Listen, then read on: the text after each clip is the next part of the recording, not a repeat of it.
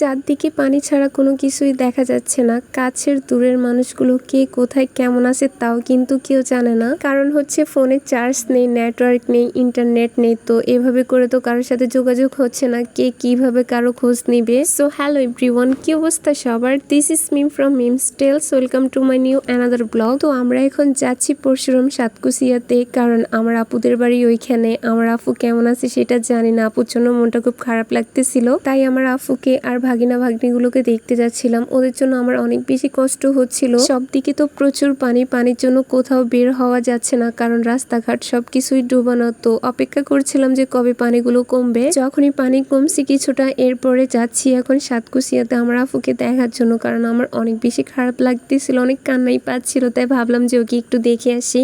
আমাদের বাড়ি থেকে হেঁটে হেঁটে যাচ্ছি, কারণ যাওয়ার পথে তেমন কোনো গাড়ি নেই। আর যে গাড়িগুলো চলতেছে, মানে অটোগুলো চলতেছে, এগুলো তো অনেক বেশি গাড়ি ভাড়া চাচ্ছিল, কিন্তু তারপরও কোনো অটো বা কোনো গাড়ি খালি পাচ্ছিলাম না, এই জন্য হেঁটে যাওয়া লাগতেছিল। তার মধ্যে দেখতে পাচ্ছিলাম যে অনেকে কিন্তু ট্রাকে করে যাতায়াত করতেছে। কিছুই করার নাই, কারণ পরিস্থিতি এখন এমন একটা পর্যায়ে চলে গেছে যে কোথাও কোনো কিছু দেখলে এটা নিয়ে হাসাহাসি করা বা ট্রোল করার মতো কোনো কিছুই নাই, কারণ সবার পরিস্থিতি এখন একই রকম। এই জন্য সবাই যেভাবে পারতেছে ওইভাবে যাতায়াত করতেছে, কারণ কেউ হেঁটে যাচ্ছে, কেউ আর ট্রাকে করে যাচ্ছে। আর এমনিতে সিএনজি অটো যেটা চলতেছে না কেন, এগুলোর মধ্যে প্রচুর ভাড়া নিচ্ছিল। যাই হোক, এরপরে আমরা কথা বলতে বলতে হেঁটে হেঁটে চলে আসছি সাতকুচিয়া রাস্তার মোড়ে। এখানে এসে দেখতে পাচ্ছিলাম চারদিকে অনেক বেশি পানি। হয়তোবা পানিগুলো দেখে অনেকের মনে হতে পারে যে এগুলো শুধুমাত্র বন্যার পানি, এটার এমন কি। কিন্তু বিশ্বাস করেন, এই বন্যার কারণে যে আমাদের ফেনীবাসীর এত বেশি ক্ষয়ক্ষতি হবে তা কেউ কখনো চিন্তাও করেনি। এমন ভয়ানক বন্যা বিগত 50 বছরের মধ্যে হয়েছে কিনা তা আমার কিন্তু জানা নাই, তবে এই বন্যাটা কিন্তু আমাদের সবার কাছে অনেক স্মরণীয় হয়ে থাকবে।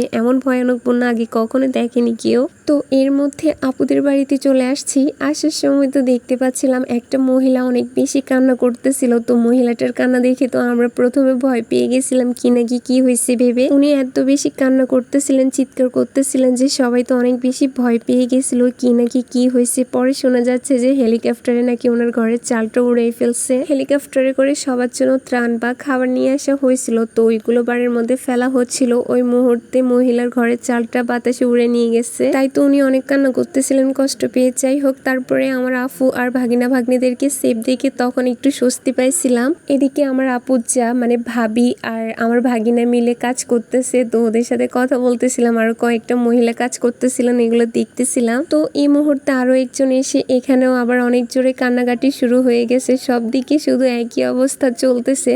এরপরে কিছুক্ষণ কথাবার্তা বলে খাওয়া দাওয়া করার পর চলে আসতেছিলাম। তারপরে আসার পথে দেখতেছি সাতকুচিয়ার এই অবস্থা। সবকিছু দেখে অনেক বেশি খারাপ লাগছিল।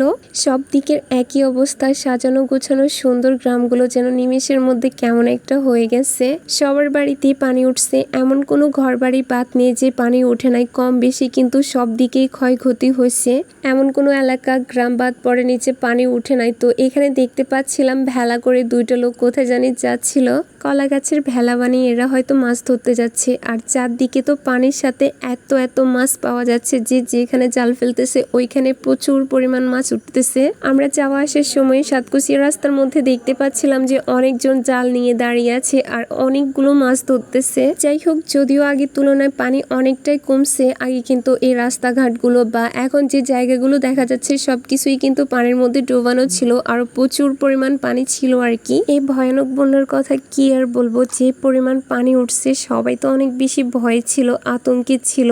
এমন ভয় কিন্তু এর আগে কেউ পায়নি পানি নিয়ে। এদিকে আমরা হাঁটতে হাঁটতে আমাদের পুরো পায়ে ব্যথা উঠে গেছে, কারণ কোনো গাড়িয়ে পাচ্ছিলাম না, এজন্য পায়ে হেঁটে যাওয়া লাগছিল। এই ভয়ানক বন্যার কারণে পরিস্থিতি কেমন একটা এলোমেলো হয়ে গেছিল, দেখতেও কেমন একটা মনে হচ্ছিল। তারপরও যাই হোক, কিছু করার নাই, এমনটাই চলতে থাকবে কিছুদিন ধরে, সবকিছু মেনে নিতে হবে। সাতকুচিয়ার আশেপাশে যে গ্রামগুলো আছে, যেমন চিতলিয়া আর অনেকগুলো গ্রাম আছে, সেই গ্রামগুলোর নাম আমার ঠিক মনে পড়তেছে না। তো সবকিছুর অবস্থায় ঠিক এরকম, সবকিছু আগের মতো স্বাভাবিক আর সুন্দর হয়ে যাক। সবাই মিলে এটাই চাইতেছে, দোয়া করতেছে। আপনারা সবাই দোয়া করবেন, ইনশাল্লাহ আল্লাহর রহমতে পরিস্থিতি আবার সবকিছু আগের মতো স্বাভাবিক হয়ে উঠবে, সুন্দর হয়ে উঠবে, এটাই সবার একমাত্র চাওয়া। আজকে এই পর্যন্ত, সবাই অনেক বেশি ভালো থাকবেন, সুস্থ থাকবেন। দেখা হচ্ছে পরবর্তী ব্লগে। So thanks for watching this video. আল্লাহ হাফেজ।